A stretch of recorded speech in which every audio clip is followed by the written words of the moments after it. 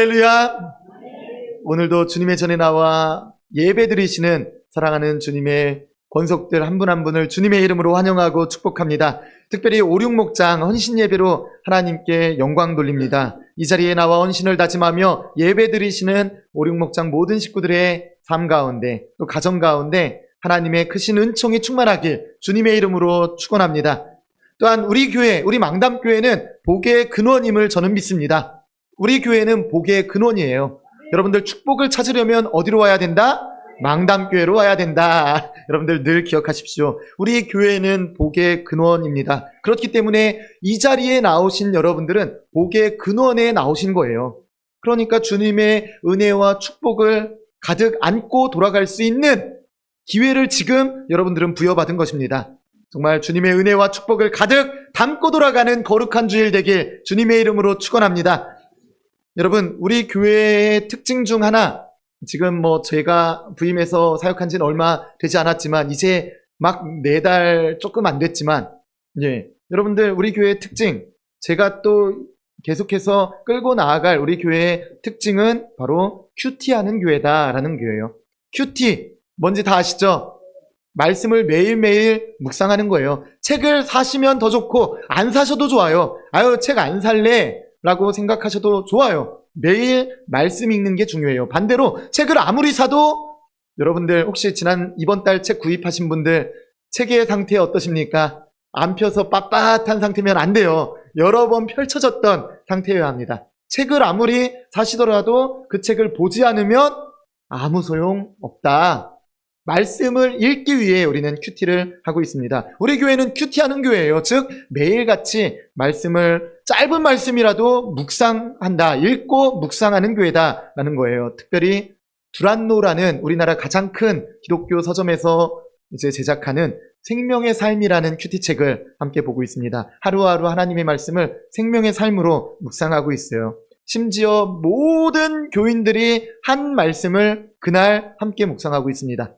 영유아도 그거 읽고 있습니다. 어린이도 그거 읽고 있습니다. 그리고 어른인 저희들도 그거 읽고 있습니다.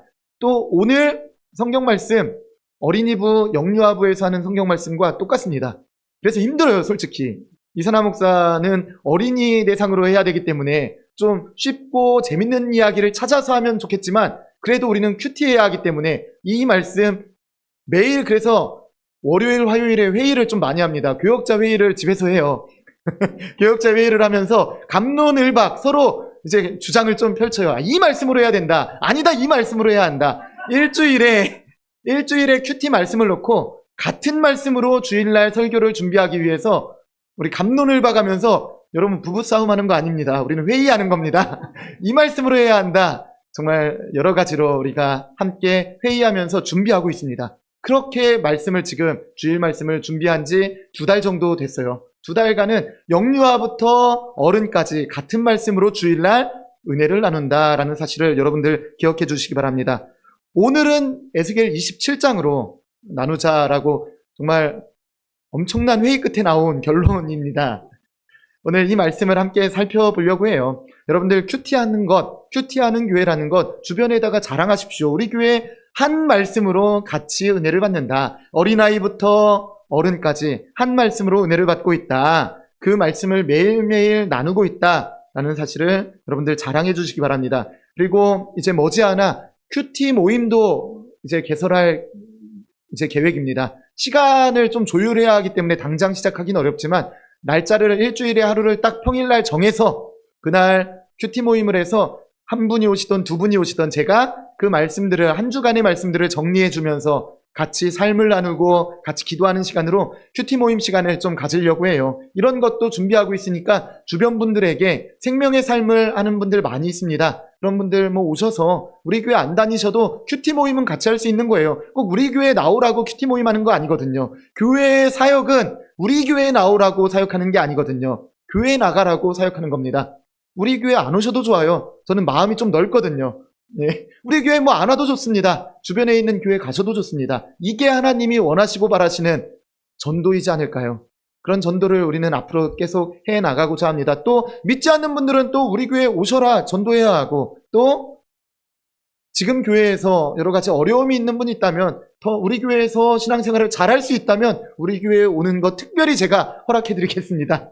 그러니까 주변에 있는 분들에게 어려움 겪고 있는 분들이 있는지 먼저는 내가 찾아봐야 돼요. 레이더를 켜지 않으면 발견할 수 없습니다. 레이더를 켜십시오.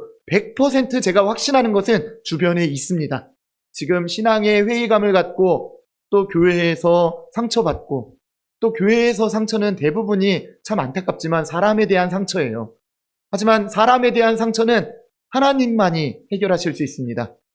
우리 교회에 나와서 함께 예배하며 회복될 수 있도록 여러분들 레이더를 켜시고 함께 그렇게 전도하는 우리 망담교회 모든 식구들 되길 간절히 소망합니다. 지난주 목요일부터 에스겔의 말씀이 시작되었습니다.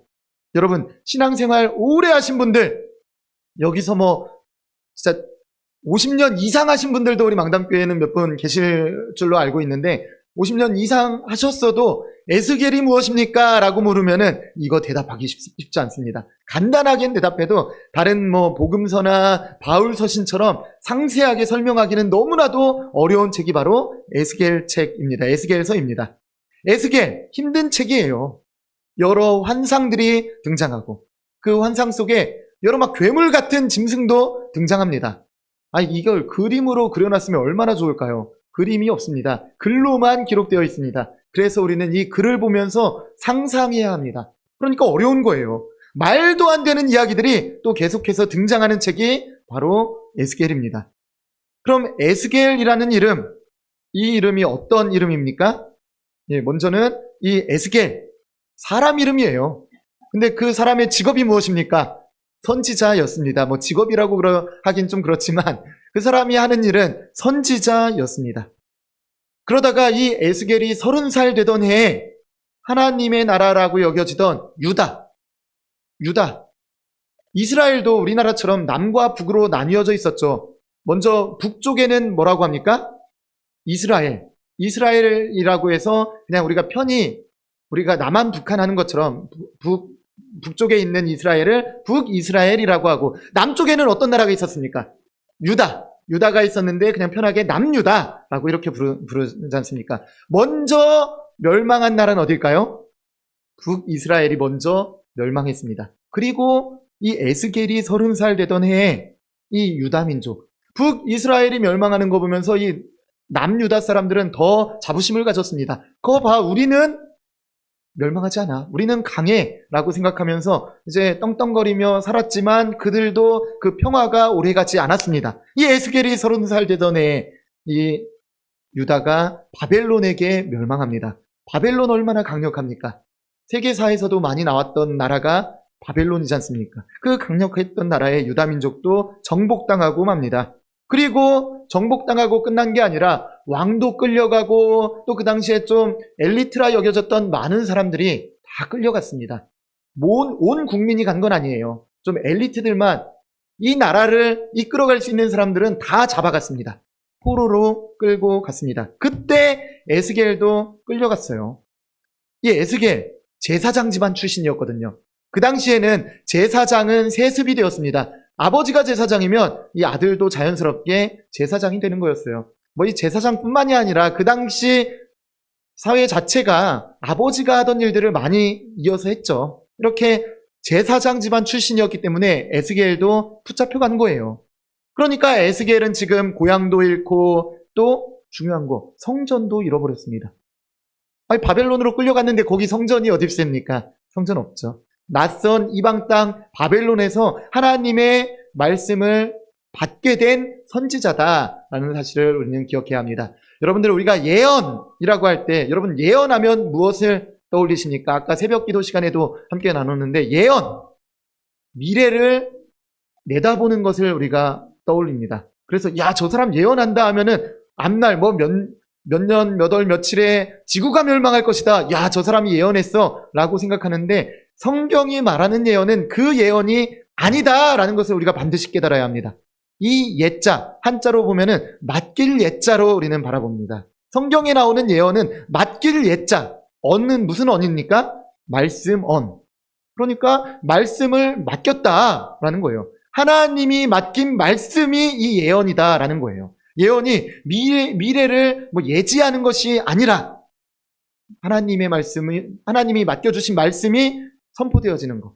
그럼 예언자는 어떤 사람입니까? 내일을 예언하는, 내일을 예측하는 사람입니까? 아니에요. 하나님이 주신 말씀을 선포하는 사람이 예언자다. 여러분들, 이게 너무나도 중요한 사실인데 우리가 잊고 지내는 사실이기도 합니다. 그러니까 이 에스겔 예언서는 하나님의 말씀, 하나님이 에스겔에게 맡긴 말씀이 이제 우리에게 전해지는 책이 이 에스겔이다라는 사실을 기억해야 합니다. 이 에스겔이 이제 하나님의 말씀을 받고 그 어려웠던 상황 가운데 선포합니다. 그리고 23년 동안 23년이나 하나님의 말씀을 선포하며 나아갔습니다. 여러분, 23년이 짧은 시간일까요? 긴 시간이에요. 떡국을 23번 먹어야 됩니다. 예, 긴 시간이에요. 그 긴 시간 동안 에스겔이 참고 인내하며 하나님의 말씀을 전했습니다.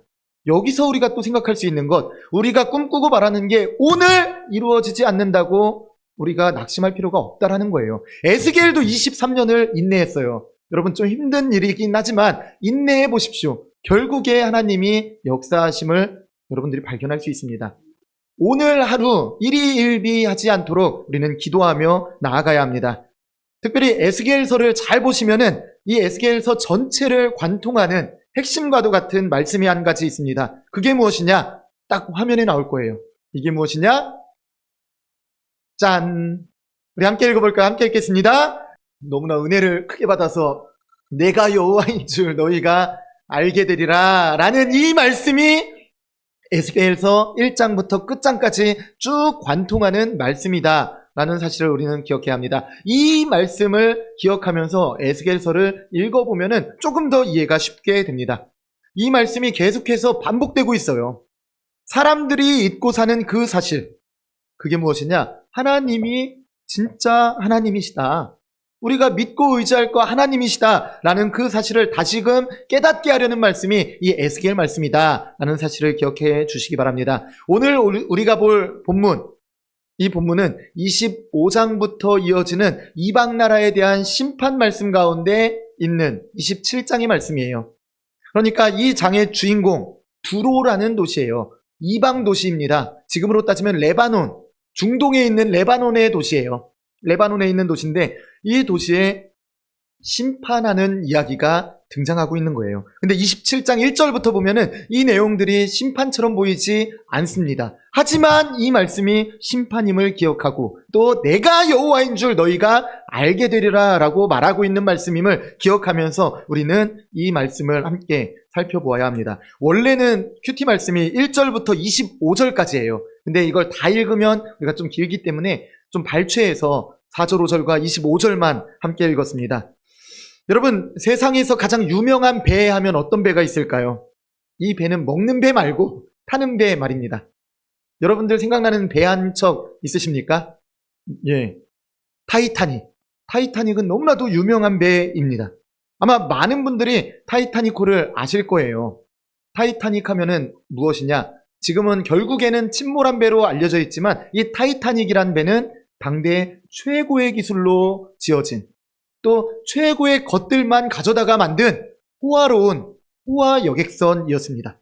그래서 이제 영국을 떠나 미국으로 넘어가던 진짜 호화 여객선이 타이타닉이었어요. 최고의 재료와 최고의 기술이 다 모인 배였습니다. 그래서 많은 사람들이 그 배를 지을 때 또 짓고 나서 이런 이야기를 했대요. 야, 저 타이타닉은 대단해. 저 타이타닉은 절대 가라앉지 않을 거야 라는 이야기를 했다고 합니다.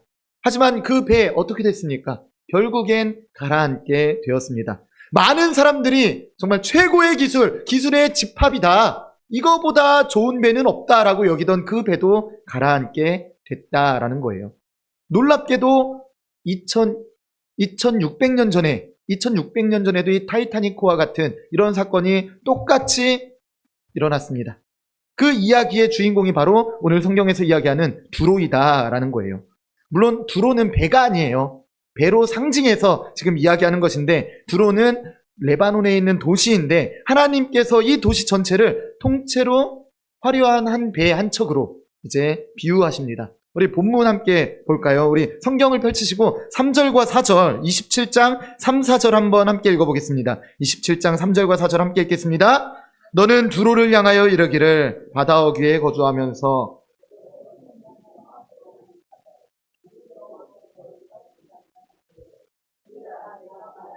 나는 온전히 아름답다 하였도다. 내 땅이 바다 가운데 있으며 너를 지은 자가 내 아름다움을 온전하게 하였도다. 아멘. 두로는 무엇이라고 했습니까? 도시. 이방 땅에 있는 도시인데 당시에 엄청 잘 나가던 도시였다 생각하시면 좋습니다. 이 두로가 스스로 이렇게 자부했다라는 거예요. 나는 온전히 아름답다. 이 두로가 나는 아름답다라고 자부했다라는 거예요. 완벽하게 아름답다라는 것이죠. 그리고 이어지는 구절을 보면 이 배가 얼마나 화려하게 만들어졌는지 낱낱이 나열하고 있습니다. 5절부터 여러분의 성경을 쭉 한번 보십시오. 5절부터 나오는 게 무엇이냐?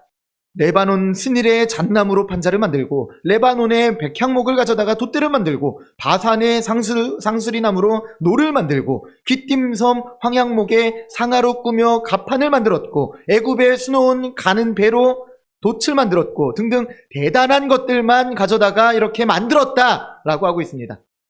당시에 가장 귀하다는 것들만 다 골라서 만든 것이다 라고 이야기하고 있는 거예요. 또 그뿐입니까? 9절부터 11절까지를 보시면 세상에서 가장 기술력이 좋은 잘 나가는 사람들이 다 모여서 만든 배다라고 이야기하고 있습니다. 그러니까 이 말이 무엇입니까? 가장 좋은 재료와 가장 좋은 기술력으로 만들어진 배다라는 것은 이 배가 세상에서 가장 화려한 배다. 이 배가 가장 아름답고 가장 좋은 기술로 만든 배다라는 것을 이야기하고 있는 거예요. 두로는 이런 배였다라고 성경은 이야기하고 있는 것입니다. 그리고 25절, 오늘 우리가 함께 읽었던 마지막 절인데 25절 함께 읽어볼까요? 함께 읽겠습니다. 다시스의 배는 때를 지어 내 화물을 나르니 네가 바다 중심에서 풍부하여 영화가 매우 크도다. 아멘. 두로는 바다 한가운데서 그야말로 최고의 영화를 누리고 있었다라는 것을 표현하고 있습니다. 사랑하는 성도 여러분, 오늘은 에스겔 첫 시간이기 때문에 많은 것을 함께 나누려고 생각하지 않습니다. 이것 한 가지, 딱 한 가지만 나누고자 합니다. 여러분들, 이 모든 것들, 우리의 삶 가운데 또 성경에 나와 있는 모든 것들, 또 우리의 인생 가운데, 우리의 가정 가운데 있는 이 모든 것들을 지으시고 주관하시는 분이 계시다라는 사실 기억하십니까? 그분이 누구시냐라는 것을 오늘은 나누고 싶습니다. 그분이 누구십니까? 하나님이십니다. 하나님께서 모든 것을 지으시고 다스리시고 또 오늘도 주관하신다라는 사실을 우리는 기억해야 합니다. 성경은 그 사실을 우리에게 이야기해주고 있는 거예요. 생각해 보십시오. 이 배를 이룬 최고급 레바논 백향목. 여러분들, 레바논이라는 나라 지금도 있지 않습니까? 레바논 나라 인터넷에 검색해 보십시오. 국기가 어떻게 생긴지 아십니까? 빨간색에 가운데에 나무가 있어요. 예, 기억나십니까? 축구하다 보면 우리나라 레바논하고 축구 자주 하지 않습니까? 그 국기를 보면 나무가 있는데 그 나무가 바로 레바논 백향목. 이 성경에 나오는 레바논 백향목이에요. 왜냐? 왜 그 국기에 그걸 넣었겠습니까? 예, 이게 중요하고 귀하기 때문에, 자랑이기 때문에 그들은 그걸 넣은 거예요. 그 정도로 레바논 백향목은 예로부터 지금까지 최고급 나무로 이제 인정하는 나무입니다. 그 나무로 지금 이 배를 지었다라는 거예요. 여러분, 이 레바논 백향목, 근데 누가 자라게 하셨을까요? 사람이 이제 그 씨앗을 뿌렸겠지만 그 씨앗 자체 누가 만들었을까요? 결국에 하나님이 만드셨고 또 비를 내린 것 누구십니까? 하나님이에요. 하나님이 자라게 하셔서 그 백향목 정말 아름답게 자라게 하셨음을 우리는 기억해야 돼요. 상수리 나무는 어떻습니까? 그 나무도 기른 자 누구입니까? 인간을 도구로 사용하셔서 하나님이 그러신 것 아니겠습니까? 상아도 그렇지 않습니까? 상아, 코끼리 뿔, 그 상아도 하나님이 지으시고 하나님이 기르신 거예요. 저 넓은 바다 누가 만드셨습니까? 하나님이 만드셨어요. 레바논이라는 나라도, 바산이라는 나라도, 애굽도, 페르시아도 이 나라를 세우신 분이 누구겠습니까? 하나님이십니다. 두로가 다 세웠습니까? 아니에요. 두로도 하나님이 세운 하나님의 도시였습니다. 두로는 그저 하나님이 이미 만들어 놓으신 재료와 사람들, 하나님이 택하여 불러주신 그 기술자들을 끌어모아서 조립한 거예요. 그런데 그런 상황을 두고 두로가 지금 뭐라고 하고 있느냐? 나는 온전히 아름답다. 나는 완벽하다. 역시 나는 다 할 수 있다. 라고 지금 이 두로가 이야기를 하고 있다라는 것입니다. 그 당시에 그 동네에서 좀 잘나는 도시였다고 지금 이렇게 자부하면서 자기가 다 이룬 것처럼 말하는 것입니다. 그리고 여러분, 이 화려한 이야기 바로 다음 절 26절에 무슨 일이 벌어지는지 아십니까? 노를 젓는 사공이 이 배를 큰 물로 인도해 가는데 동풍이 바다 한가운데서 부른다고 해요. 그래서 그 동풍으로 말미암아 너를 무찔렀도다. 그 배를 깨뜨려 버린다라고 이제 26절은 이어서 이야기를 하고 있습니다. 아니, 조금 전까지만 해도 바다 중심에서 영화가 매우 크다고 자랑했는데 그 배가 부서지고 가라앉게 된다라는 것, 심지어 세상 모든 나라의 좋은 것들로만 골라서 담아서 만든 화려했던 배가 순식간에, 오랜 시간이 걸리지 않았습니다. 순식간에 물속으로 사라져버리는 것을 성경은 이야기해주고 있습니다. 사랑하는 성도 여러분, 이 두로 이야기, 오늘을 살아가는 저와 여러분을 위해 하나님이 해주시는 말씀으로 받으시길 간절히 소망합니다. 오늘 우리에게 이야기하고 있는 거예요. 어찌 보면 우리에게 협박하는 것처럼 보일 수도 있지만 이것은 협박이 아니라 다시 한번 기회를 주는 거예요. 야, 두로가 이렇게 살다가 이렇게 됐다. 너희도 다시 한번 생각해 보아야 하지 않겠니? 라고 이야기를 하고 있는 말씀이다 라고 우리는 받들어야 합니다. 우리도 살면서 무언가를 이루어내면은 내가 해냈다, 나의 능력이다, 내 노력의 결과다 라고 생각할 때가 참 많이 있습니다. 여러분, 그렇지 않습니까? 기쁜 일을 겪었을 때, 시험 잘 봤을 때 물론 하나님 감사합니다 하지만 공부 열심히 했더니 시험 잘 봤다 라고 생각할 수 있습니다. 내가 열심히 해서 무언가를 이루었다라고 생각하기 쉬운 세상을 우리는 살아간다라는 거예요. 그런데 여러분, 잘 생각해 보십시오. 우리가 가진 건강, 내가 건강 보조식품 잘 먹어서 건강 누리는 걸까요? 아니에요. 여러분들도 아시다시피 정말 건강 보조식품 하나도 안 먹는데 건강한 분들도 있습니다. 그런 것들이 절대적일 수 없어요. 또 우리가 쓰고 있는 재능들, 내가 잘나서 그 재능이 생겼을까요? 그렇지 않습니다. 또 우리에게 주어진 시간과 또 오늘 하루, 지금 이 시간, 그 어느 것 하나 우리가 만들어낸 것 있습니까? 없습니다. 우리는 어찌 보면 하나님께서 조각하신 그 조각 안에서 살아가는 사람들이에요. 하나님께서 바라보시기에 이 손바닥 안에서 우리는 막 열심히 뛰어다니며 살아가고 있는 거예요. 그러니 이 손바닥 되시는 하나님을 알아야 더 기쁘고 감사하게 살아갈 수 있지 않겠습니까? 하나님이 나를 더 좋은 곳으로 인도해 주심을 알아야 오늘 행복하게 살 수 있는 거예요. 이거를 알지 못하면 우리는 날마다 고민하고 걱정하며 또 절망하며 살아갑니다. 하지만 정답을 아는 사람은 오늘 절망하지 않습니다. 왜냐? 정답을 아니까. 하나님이 좋은 곳으로 인도해 주시니까 오늘 힘들고 어려운 거, 그래 내가 좀만 참으면 하나님이 좋은 곳으로 인도해 주셔라고 고백할 수 있게 되는 거예요.